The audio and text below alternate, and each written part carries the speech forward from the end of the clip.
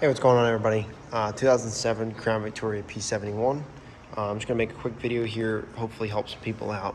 I'm doing a brake master cylinder and the brake booster replacement.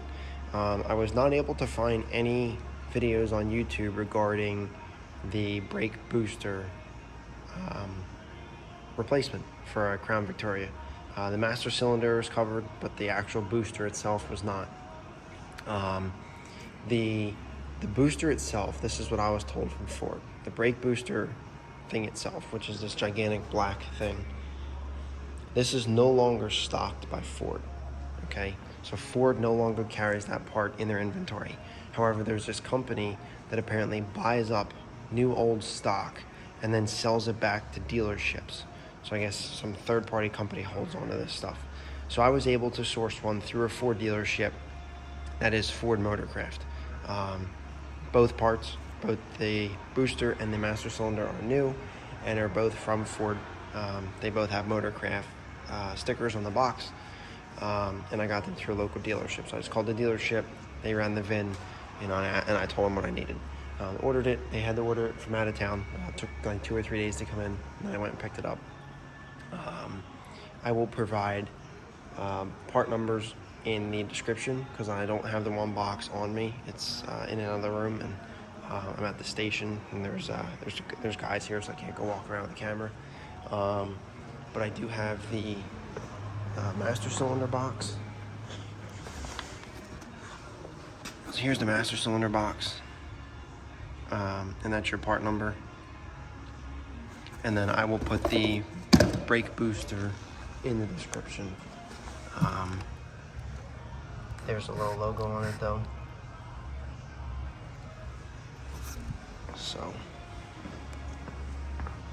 for the replacement here, you have to pull the master cylinder off.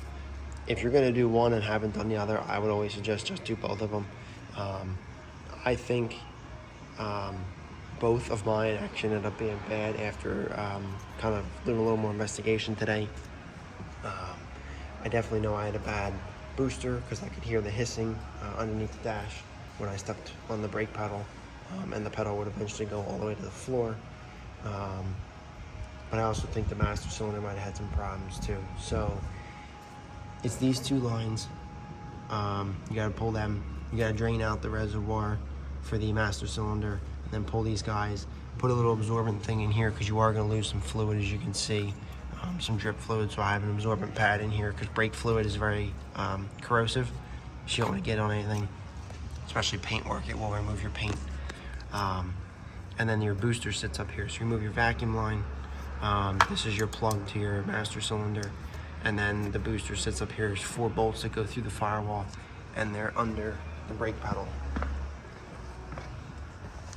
So you gotta come in here. You have to remove this little yellow guy.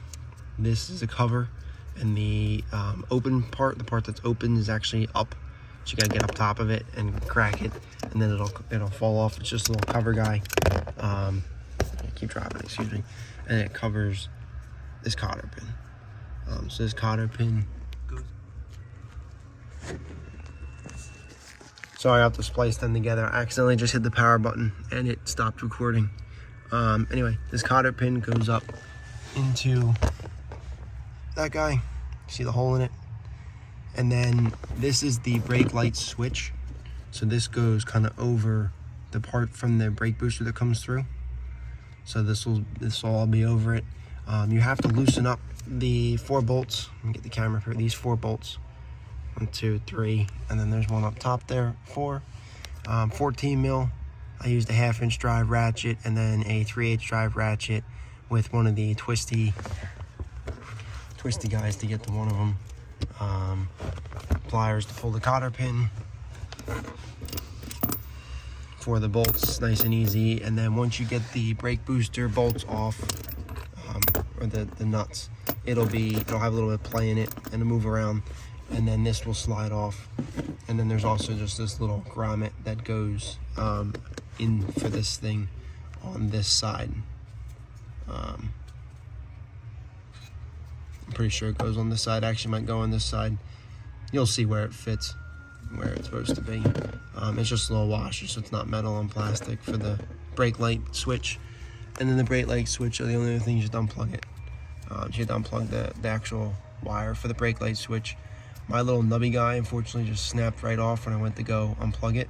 So I had to stick a screwdriver up in there and to get it to release, but that's all right. That's it.